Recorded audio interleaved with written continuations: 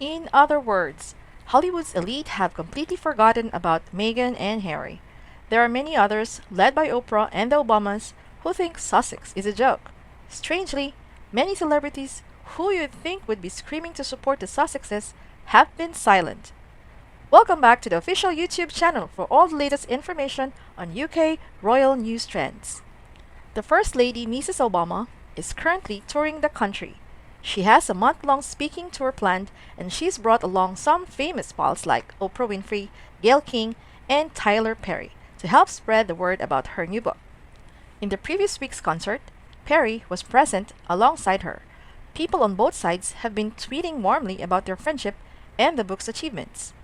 In a blog post, the former First Lady of the United States gushed about the audience and dialogue during the premiere performance of The Light We Carry in Atlanta, which she co-hosted with her friend Tyler Perry. "Thank you for reminding us that we all have a light and that we should utilize it to make each other better," he said in response.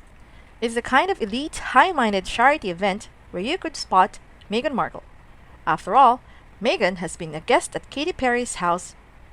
He gave her and Prince Harry a place to stay when they first moved to California.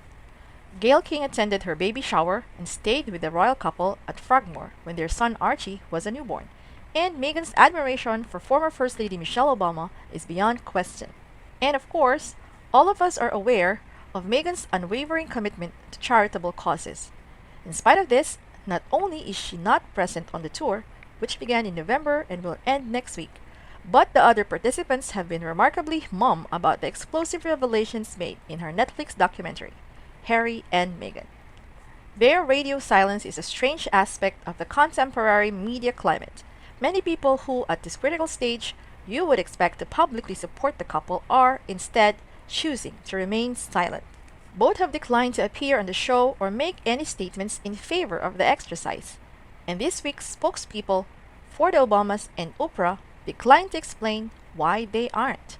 Instead, we've heard encouraging remarks from unknown individuals like Mandana Dayani, who was a high-ranking executive at their Archewell production firm and is now referred to as a friend. Although they are longtime friends, Sir Elton John and Vogue's editor-in-chief Edward Enninful have avoided discussing the project. The only person on that list who took time to wish Meghan a happy 41st birthday this summer was Tyler Perry. When Oprah celebrated her birthday this year in Hawaii, Meghan was nowhere to be found. Even though she lives close to Harry and Meghan in Montecito and interviewed them for a TV special in March 2021, Oprah hasn't done anything to promote Meghan's podcast series on Spotify. It seems her attitude toward the couple has changed drastically. An interview between Oprah and her friend Gayle King aired on September 14. It gave the distinct impression of alienation between the two hosts. After Queen Elizabeth II's passing, King George VI reportedly requested her to consider the possibility of peace between Princes William and Harry. Oprah stated flatly, "I do not wade into people's family affairs." She continued, "I believe anybody who has encountered some issues in their family with in-laws or brothers or sisters knows how terrible some of these circumstances can be. For the royal family, I have no doubt." Jessica Mulroney, a former closest friend of Meghan's and the matron of honor at her wedding, was on the phone with her right before Harry proposed, as viewers of the Netflix series learned. Jessica did not send a public birthday message to Meghan when she turned 41 in August, and she also did not attend her 40th birthday celebration the year before. There is no sign of them getting back together until 2020, when Jessica, a stylist, fell from favor after having a racist Instagram meltdown with a black influencer who had accused her of bigotry. You cannot totally blame her. She has Oprah and Amal in her life, writes Shinan Govani, a columnist from Toronto. For what reason does she rely on Jessica? To what extent, though, do you think she does? Despite their Ripple of Hope extravaganza, Netflix documentary, and Spotify podcasts, Harry and Meghan may be losing their place as the world's most generous couple. An entire year has passed since they graced the cover of Time's 100 Most Influential People in the World edition. This year, they aren't even on the list of those considered influential, much less on the cover. They have been replaced in the leaders section by former President Biden and Zelensky and current Florida Governor Ron DeSantis. They even quote the controversial right-wing commentator Joe Rogan, who they find repulsive. And Meghan was not present when their former friends and wedding guests, George and Alma Clooney, unveiled a new humanitarian award in New York.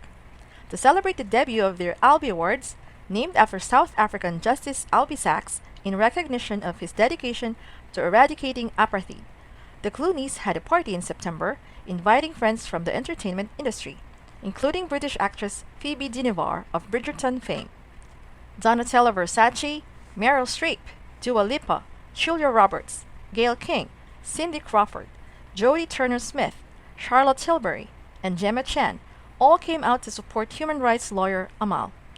After that, everyone headed to the Mark Hotel's penthouse suite for a celebration.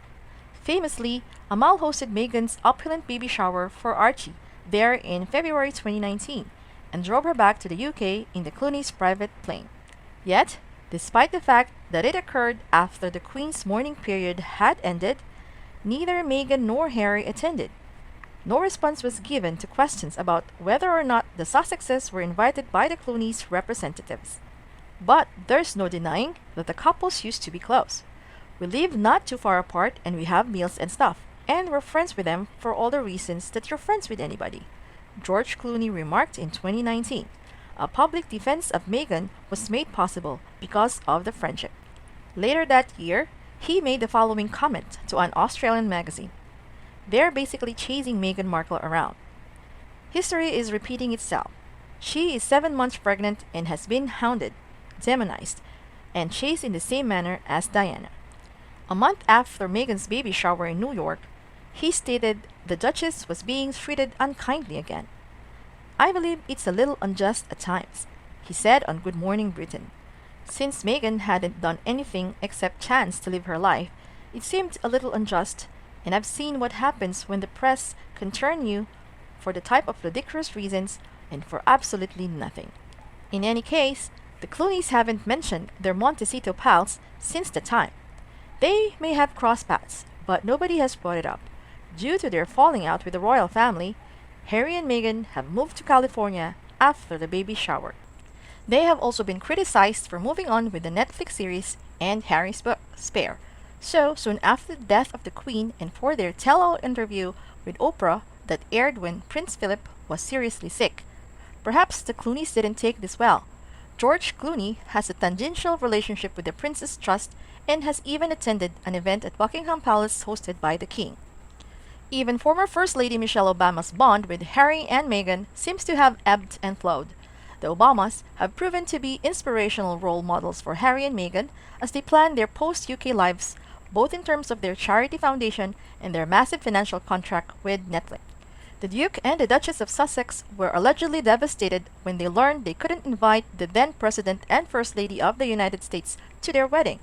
The Invictus Games, an initiative backed by Michelle Obama, served as the catalyst for the initial meeting between the Obamas and the Prince. With the help of Michelle Obama, Prince Harry has donated to the Full Effect program, which helps disadvantaged youth get an education. During Michelle's speaking tour of the UK, Meghan paid an unannounced visit to meet her backstage. Although many famous people attended Barack Obama's 60th birthday celebration on Martha's Vineyard that summer of 2021, Harry and Meghan were noticeably absent. After the passing of the Queen, President Obama gave a poignant speech in which he reflected on his friendship with and respect for her. They paid touching tribute to Prince Philip after his passing. Shortly after the Oprah appearance, Michelle Obama made clear her opinions on the Sussexes' campaign of grievance and complaint. She stated, "There is nothing more important than family, and when I think about what they're going through, I just wish that there is forgiveness and there is clarity and love and resolve at some point in time." Is it possible that the constant threats against Prince Harry's family are hindering him and his family from making the connections they so desperately need? That is the irony par excellence. How about you? I'm curious as to what people think about Harry and Meghan's ties to the entertainment industry. Share your thoughts with me in the comment section, where we can all learn from and debate your ideas. I'd appreciate it if you could check out my video and like it, and share it if you enjoyed it. In addition, if you want to be sure you don't miss any future developments relating to UK royal news trends, you can subscribe to our news channel. Now, I'd want to say thanks for viewing. Hope you have a great weekend, and I'll see you in the upcoming films.